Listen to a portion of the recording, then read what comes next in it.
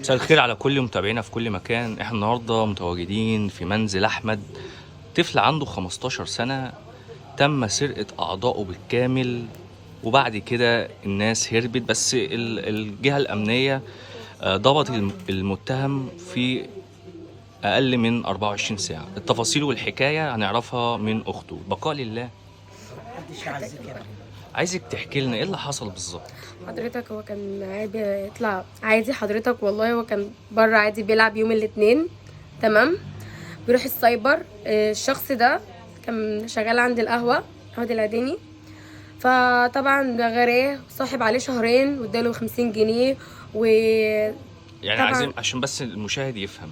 دلوقتي اخوكي ساكن هنا، تمام. المتهم ده مش من المنطقه اصلا، صح؟ مش من المنطقه حضرتك. كان شغال هنا، جاي هنا 15 يوم. تمام.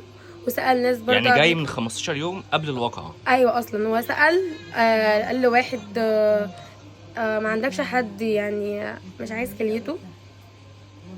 قال له ما عنديش وبعد عنه عامه. وما كانش حد مصدق ان هو اصلا يعني متوقع ان هو بيعمل حاجه زي كده. يعني هو لما جه اشتغل هنا كان بيسال الناس عن حد عايز يبيع كليته. ايوه. وان هو بيقولوا ان هو راجل كويس وكان بتاع ربنا، بس الظاهر يعني مش بالشكل ولا بالكلام ده. طب احكي لنا الكواليس بقى. يعني هو كان بيحاول ان هو يقرب من اخوك؟ قرب من اخويا طبعا، وكان بيديله 50 وفي حاجات برغم فرق السن اللي ما بينهم. برغم السن ما بينهم فعلا. اداله 50 وقال له تعالى معايا في شغل. 50 جنيه؟ 50 جنيه. قال له تعالى معايا شغل وكده. قال له طب تيجي معايا اجيب حاجه فوق من الشقه. قال له ماشي، يعني بحسن نيته ماشي. بعد كده طلع فوق.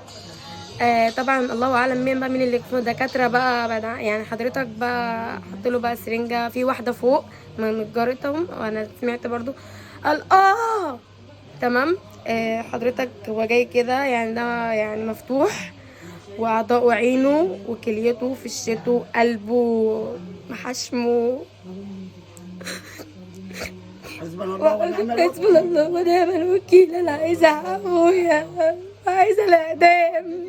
اسالك سؤال وسامحيني فيه، لو رجع بيك الزمن وشفت اخوك الله يرحمه تقولي له ايه؟ اقول له ايه؟ انا اشكر ربنا واقول الحمد لله. انا ابوسه احضنه وابوس رجليه وابوس. انا عامل حاجات كتير قوي. انا متعلقه بيه جامد، يعني متعلقه بيه. يعني هو متغدر والله العظيم. وكان في الفيديو والله كان بيضحك في الكاميرات. احنا في الكاميرات يعني هنا مكناش نعرف ان هو فين في خلال ما كان تايه. بقينا ندور ونسعى لحد ما جه فلان وقال لنا انا هساعدكم، وجه ساعدنا كهربائي ده جه وساعدنا وقال لنا هجيب اخوه بس محدش يجي ورايا اليوم ده. طب احنا عايزين نعرف هو فين، وبجد ان احنا عايزين هو فين. انت طلعتي شفتيه؟ انا ما طلعتش شفت حضرتك، انا خالي شافه اللي هو بره عامه، وابويا شافه، كلهم شافوه ماشي. المنظر بشع يعني حضرتك، يعني مليان دود وهدومه في الحمام. وهناك كان في حبالة وفي اطفال ابري يعني هدوم اطفال.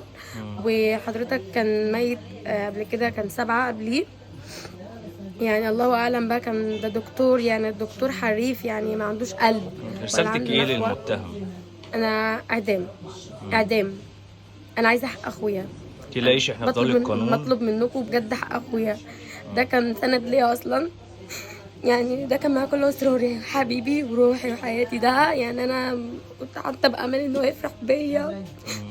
والله العظيم بجد انا تعبانه، والله نفسيتي تعبانه وقلبي بيوجعني. ربنا يصبرك يا رب. انا يعني حاسين بيكي وفي تعاطف كبير جدا، حتى المنطقه كلها بتشكر في اخلاق اخوكي. جدع على فكره، احمد جدع، ده جدع قوي.